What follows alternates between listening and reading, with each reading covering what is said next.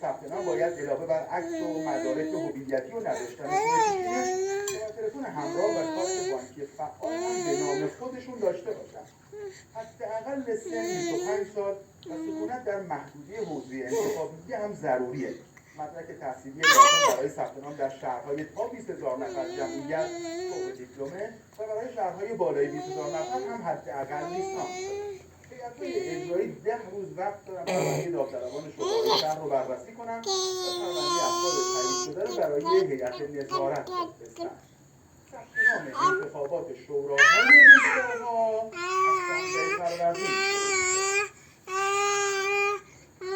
از ماست که بر ماست. وقتی اعضای شوراهای روستایی و دهیاری‌ها مشاور املاک می‌زنن و به جای اینکه حافظ اراضی کشاورزی باشن با تفصیل و تغییر کاربری